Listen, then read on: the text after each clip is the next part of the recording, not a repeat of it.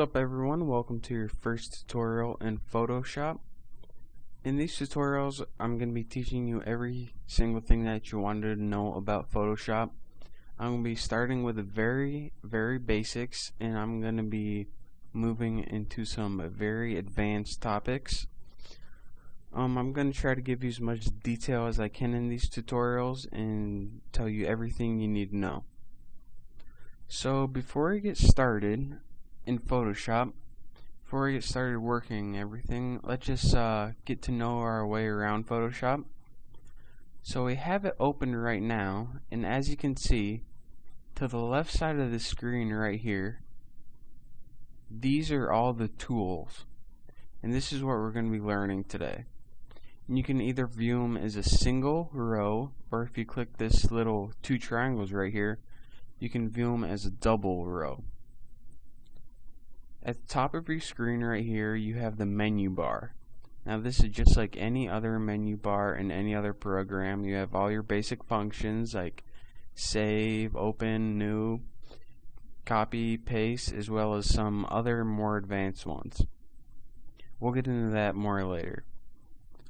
To the right side of the screen, you have what is called the palettes. Now this is what makes Photoshop different than any other image editing program. These are for the more advanced topics, and we'll get into these later on in the tutorials. And in the middle, of course, you have the image window. This is for the space for whatever image you're working on.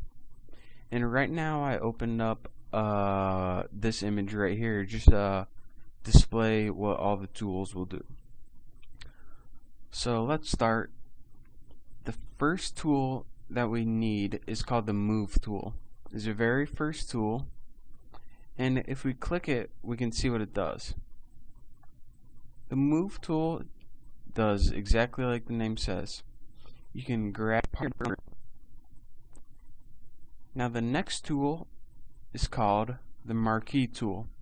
Now anytime there's a little triangle next to the tool, it means that there's other tools along with it. To get to these tools, just highlight over your tool, click it, hold down, and you can see the rest of your tools. Now this one has an elliptical marquee and two other ones with it. But here's what the Marquee tool does.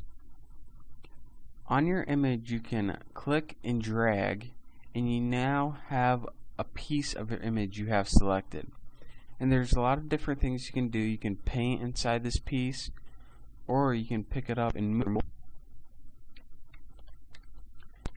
And the elliptical marquee does the same exact thing, except it's a circle shape instead of a square or a rectangle. The next tool we have is called the Lasso tool. You can either click it or just click L, and this will take you to the Lasso tool. Now the Lasso tool is a lot like the Marquee tool in that you can make selections with it.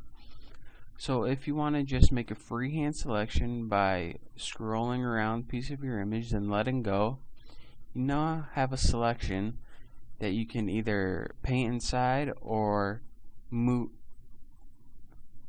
or just move around. Since we know how to move, that's the only thing we know how to do right now.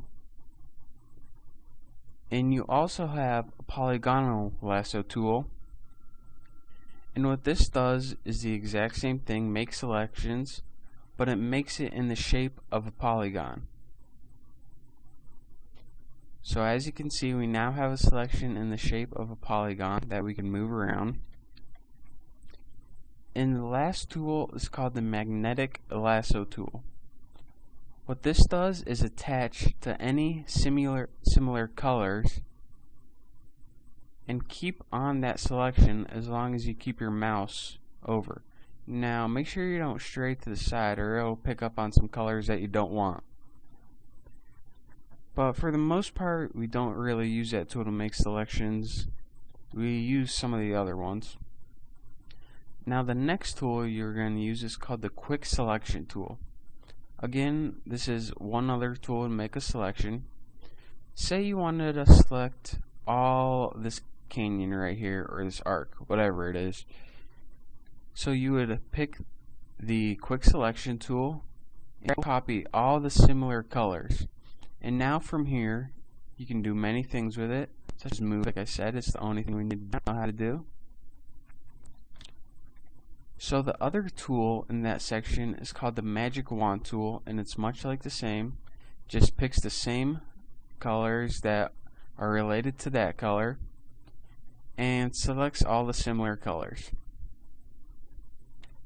Now the next tool on our toolbar is called the crop, and just like the name implies, if you want to crop your image and don't want the entire thing, then all you have to do is highlight, drag over whatever part of the image you want, and let go, and you now can crop your image. You can vary the size, vary the height and width, or you can even rotate it. And then when you're ready to crop, just press enter, and there you have your new image. And this last tool in this section is called the slice tool. That's for making web design programs, and we won't really talk about that as we're beginning. But that's all the time we have for right now. In the next topic we'll cover the rest of the tools. And if you're not already there, you can go to www.thenewboston.com to see my tutorials and to go over everything that we went over today, and I'll also give you step-by-step instructions. Thank you.